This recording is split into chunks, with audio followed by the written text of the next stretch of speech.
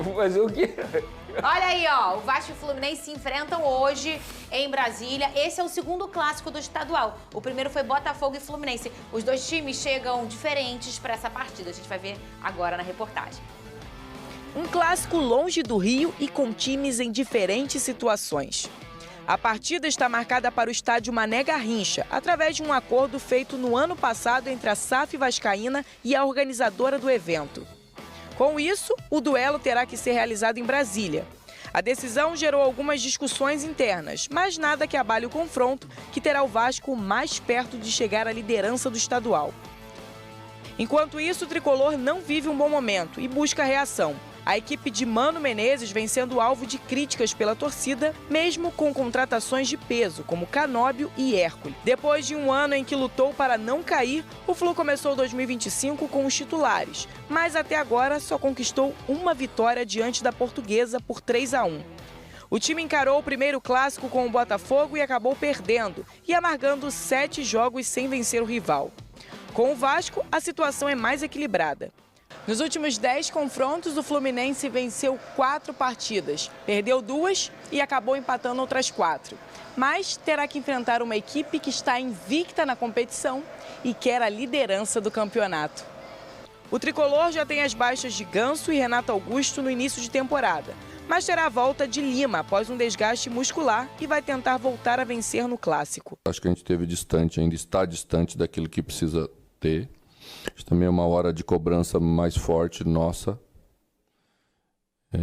sobre nós mesmos. Pelo lado do Vasco, o trabalho de Fábio Carilli tem aos poucos mostrado sua forma de jogar. Então está muito evoluído, eu acho que é um grupo equilibrado, né, e todos buscando a sua posição. Para a torcida já está convencendo. Já deu uma estruturada no time e parece que a gente vê uma luz ali de um time bem trabalhado, uma postura diferente, né? Acho que o Carilli vai acertar o time, apesar de toda a expectativa que a gente fica, mas o que a gente quer pro Vasco é sempre o melhor. Pela primeira vez, o técnico usou Payet e Coutinho juntos numa partida. Porém, o técnico já afirmou que tem feito testes para a equipe na temporada. Eu tô começando a concordar com o Carilli.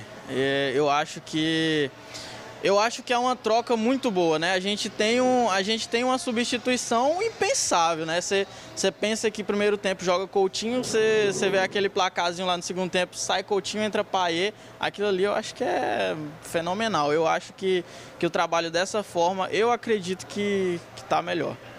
E podem ser que aconteçam mudanças na partida.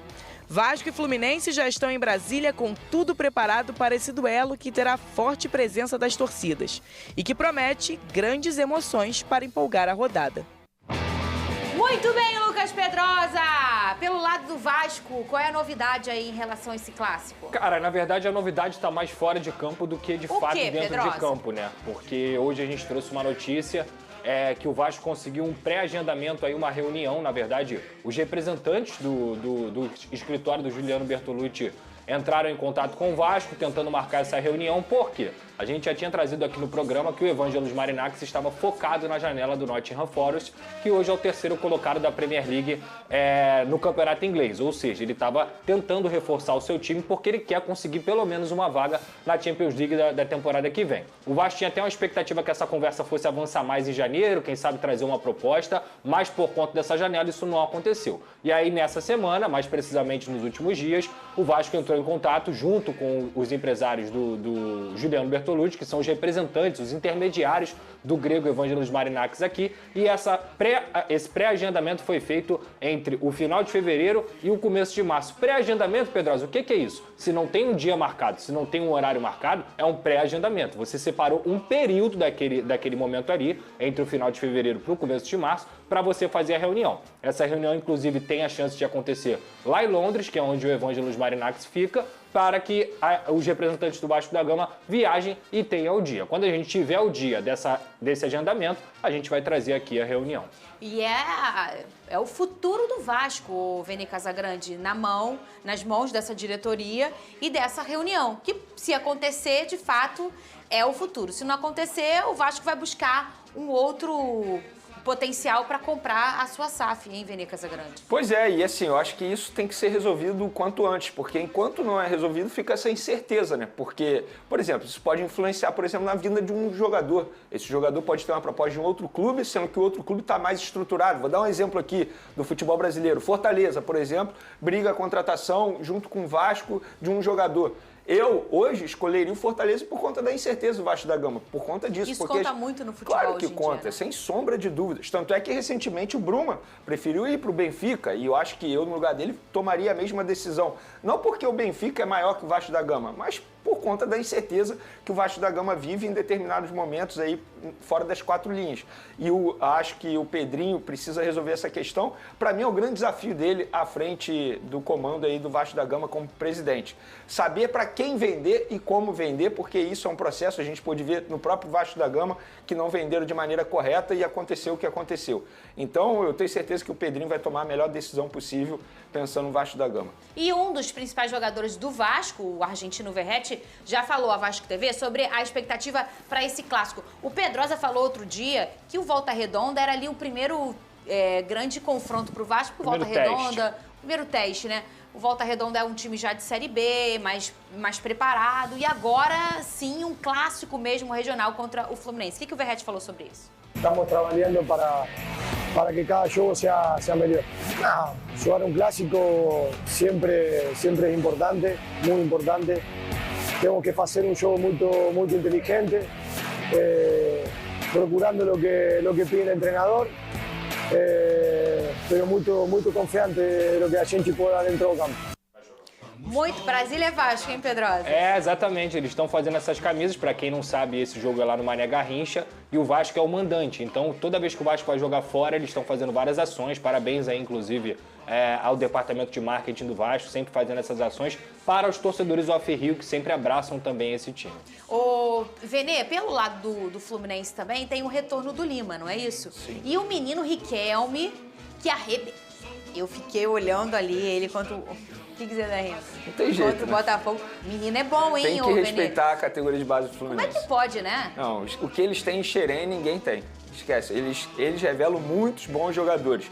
Mas acredito que o Riquelme seja uma opção para o segundo tempo, como tem sido aí. O jogo do último domingo contra o Boa Vista foi de chorar, de tão ruim a atuação do Fluminense.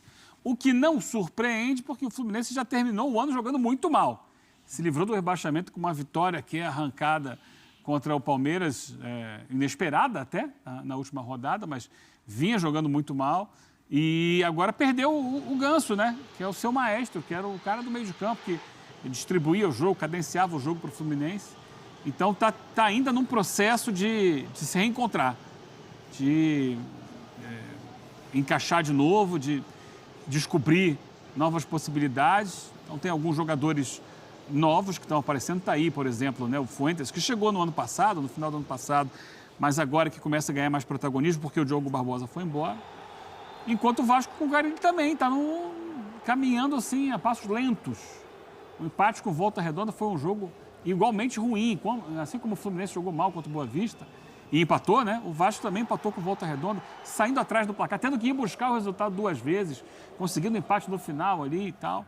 Mas essa meiuca é animadora, hein, Eugênio? Eu vi no campinho ali uma meiuca diferente. O papel é diferente. diferente do campo. Do Vasco, uma meiuca legal, hein? Falta, né? Não? Porque não tinha nada lá? No papel é uma coisa, no campo é outra. Professor. Lembrando... É claro que pode evoluir. Os dois times podem evoluir, devem evoluir. O Fluminense fez uma bela contratação, que é o Hércules, né, no meio campo. O jogador que foi muito bem no Fortaleza. Vamos ver agora com áreas de contrato renovado. A gente viu áreas ali posicionado centralizado, normalmente ele joga mais aberto, de repente sem o Ganso ele pode fazer uma outra função. Tem a volta do Lima, é importante. Mas até aqui são times que não têm mostrado futebol assim, que enche os olhos de ninguém. Muito pelo contrário, são jogos ruins. Lembrando que o jogo vai ser em Brasília, no Mané Garrincha. O Vasco da Gama lutando ali pela liderança, tem 13 pontos. É a mesma pontuação do Volta Redonda com uma vitória a mais. 4 contra 3 vitórias do Vasco. Mal na classificação. O Fluminense está lá em 10º. São 12 clubes, o Fluminense está em 10º, mas tem 7 pontos. Uma vitória já chega perto, pelo menos, dos 4, 5 primeiros colocados. Teve aquele jogo, umas 3 rodadas atrás, até que o Thiago Silva reclamou muito. de o time ser obrigado a jogar com pouco tempo de preparação, né? Muitos problemas enfrentados por quase todos os clubes. E ainda com uma série de viagens ainda no campeonato estadual, né?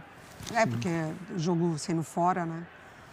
Eu vejo um Vasco com mais possibilidades. Tá certo, o Vasco não tem encantado, mas já tem mais do que tinha.